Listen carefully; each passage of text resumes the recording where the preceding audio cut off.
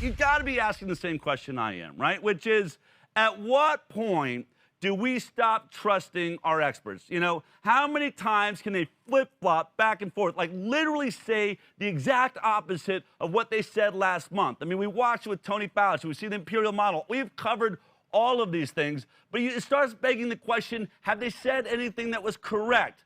Just to give you a sense, when you think about the WHO, remember, at first the WHO was telling us, oh, well, masks won't do you any good whatsoever. There's no point in wearing a mask.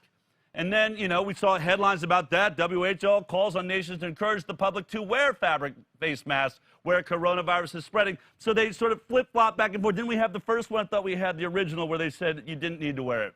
Anyway, so now this week, though, I think of all of the things I've seen, there was a massive flip-flop that we all watched that was incredibly shocking. Because think about it, all of the contact tracing, all of this discussion about testing, all of it has to do with asymptomatic carriers, or super spreaders, as they're now being called. I've been telling you from the very beginning, that's just simply healthy people that are so healthy, their immune systems just obliterate COVID-19 without even feeling it. That's what an asymptomatic carrier technically is. We've been hearing the numbers are gigantic. Well, then all of a sudden there was a headline that rocked the world. It was everywhere. A WHO scientist came forward and said, actually, that asymptomatic carriers shedding or spreading the virus was very rare. Coronavirus spread by asymptomatic people appears to be rare, WHO official says. I mean, everyone was covering this, right? There was headlines everywhere about it. Here's CNBC, asymptomatic spread of coronavirus is very rare, WHO says. And of course, it's swept all over the world. Everyone's, and honestly, when you read these articles, I was thinking, then what are we doing here, right? Why are we going to contact trace if it's very rare? What are we talking about then?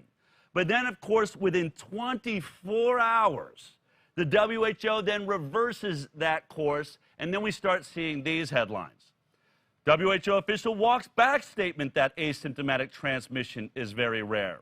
In fact, here we go again, WHO official takes back comment that asymptomatic virus spread is very rare. And something that I found truly annoying is the fact that anybody that had posted video of this WHO official, whose name is Maria Van Kerkhove, I believe is her name, anyone that had posted that video, they are putting a false information or incorrect, here we go, partly false information across it. So now apparently fact checkers are cleaning up the misstatements or mistakes by authority figures. Is that what social media is supposed to do?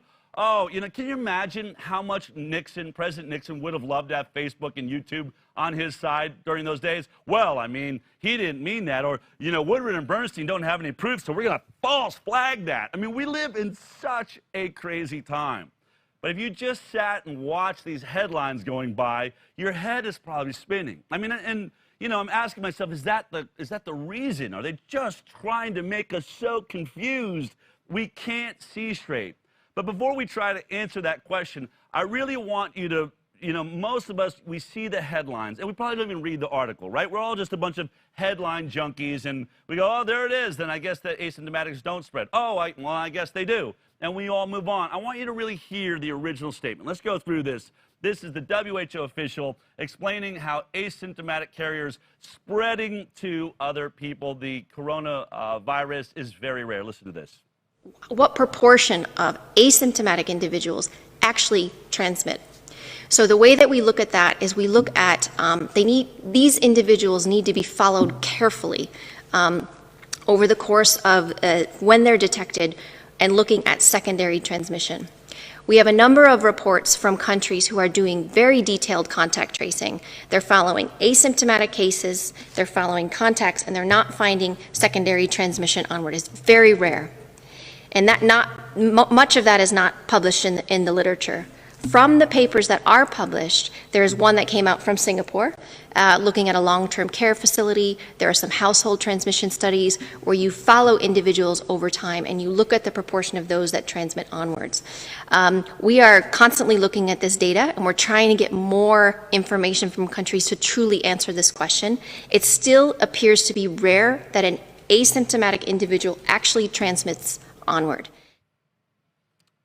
didn't seem like there's a whole lot of confusion inside of that statement. I mean, it sounds like she's really looking at, studies. She says, now I'm looking at things, and obviously she's privy to things we aren't, right? She's a head scientist at W.H.O. or spokesperson. So what she's saying is behind closed doors, we're looking at these very in-depth studies by experts, some of them not published yet, but I'm sharing this information with you. And then she sort of doubles down at the end. But I mean, what we're looking at, it's rare. It's rare to see a spread by an asymptomatic carrier.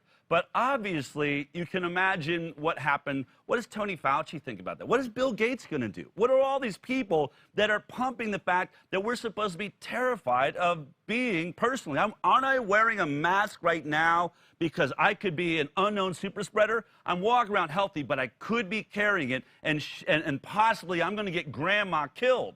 I mean, you see, this would destroy the entire world narrative, wouldn't it? I mean, what's the point of locking down? What's the point of a mask? I was shocked. I was like, wow, this is amazing.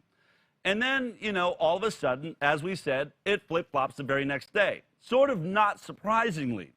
But then when I said, well, what did she actually say to correct it? Take a look at this. And you tell me, does this sound like a 180-degree correction? Here you go.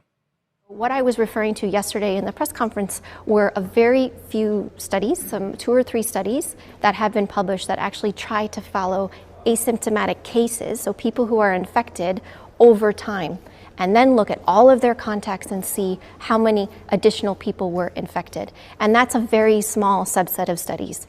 And so I was responding to a question at the press conference. I wasn't stating a policy of WHO or anything like that. I was just trying to articulate what we know. And in that, I used the phrase very rare. And I think that that's misunderstanding to state that asymptomatic transmission globally is very rare. What I was referring to was a subset of studies. I also referred to some data that isn't published. And this is information that we receive from our member states through either presentations that they give at member state briefings or presentations that are given to us through teleconferences. As you know, and as we've said previously, we convene global expert networks. And at many of those, we discuss a lot of ongoing research, ongoing studies that are there. And I was referring to some detailed investigations, cluster investigations, case contact tracing, where we had reports from member states saying that when we follow asymptomatic cases, it's very rare, and I use the phrase very rare, that we found a secondary transmission. What I didn't report yesterday was, because this is a major unknown, because there's so many unknowns around this, some groups, some modeling groups have tried to estimate what is the proportion of asymptomatic people that may transmit? And these are estimates. And there's a big range from the different models, depending on how the models are done, and where they've done, from which country. But some estimates of around 40% of transmission may be due to asymptomatic. But those are from models. And so I didn't include that in my answer yesterday, but wanted to make sure that I covered that here. I mean, who can take it? Have you ever heard? I mean, honestly, you know what I think is happening there? We do blame science. We are starting to feel like scientists are just criminals. They're lying to us. What I actually think you have there is someone, Maria there, I don't think she can actually lie. And we've all worked for that boss, right? We've been in that position, whether you're in a restaurant and you messed up somebody's food and you just got to go as the waiter and take the fall, right? Obviously, behind closed doors, Fauci's calling in, Gates is calling in, everyone's saying, who is this idiot speaking for the WHO? I thought we weren't going to tell the people the truth. Wasn't that the deal? Did we say, if you are going to decide to tell the people the truth, you call me first, right? My name's Bill Gates. You know who I am. I'm funding the World Health Organization. You want to make sure you give me that call next time, because this can't be happening. And for all of my friends out there that keep referring to the cabal of the world takeover of the Illuminati, all I gotta say is, if that is true, it's an Illuminati of clowns, okay? I've never seen a bigger bunch of clowns in my life. These people cannot get their story straight. I mean, how is it that the WHO just spouts off actual facts without having Tony Fauci know that that's what she was about to say, or Bill Gates, or all the other players in this entire thing? Now, my point being, I mean, listen to what she said, right? She's essentially saying, well, what I meant to say is we have global expert networks, right? Expert networks that have really good data collection systems. And when we look at those, their results are coming out very rare. But when we, I forgot to mention the other group, those mathematicians that don't, well, let's play it again. Just play the last part there. And I was referring to some detailed investigations, cluster investigations, case contact tracing, where we had reports from member states saying that when we follow asymptomatic cases, when we actually follow it's very rare, and I use the phrase very rare, and we get real that data, we found a it's secondary really rare, transmission. and that's what we found What there. I didn't report yesterday was, because this is a major unknown, because there's so many unknowns around this, some groups, some modeling groups have tried to estimate what is the proportion of asymptomatic people that may transmit. And these are estimates. And there's a big range from the different models, depending on how the models are done, where they're done, from which country. But some estimates of around 40% they're really high. Of transmission may be due to asymptomatic. Right. But those are from models. And so I didn't include that in my answer yesterday, but wanted to make sure that I gave you facts. I mean, it's crazy, right? I mean, you see what she's saying? It's absolutely nuts. And I think the only way, I really thought, like, what is that doing in my head? There's really only one way to state it, and I think it was best stated once by President George Bush. There's an old saying in Tennessee, I know it's in Texas, probably in Tennessee, that says, fool me once, shame on you. If fool me, we can't get fooled again. We sat around, honestly, I sat with my team and said, okay, we're trying to get through this, right? We're trying to get to sanity. We've proved that the numbers have been off. We know the models are terrible. Are they, and this was the question I think you're probably asking too, are they doing this on purpose? Are they purposefully just being confusing to somehow, stay in control? And when we all sort of went through it and really laid it on the table, it just doesn't seem that you're going to hold on to the mind of America and keep us terrified by acting like a bunch of flip-flopping clowns with big red noses on that can't seem to get anything right. So I'm going to just assume what I'm saying. This is the biggest mess.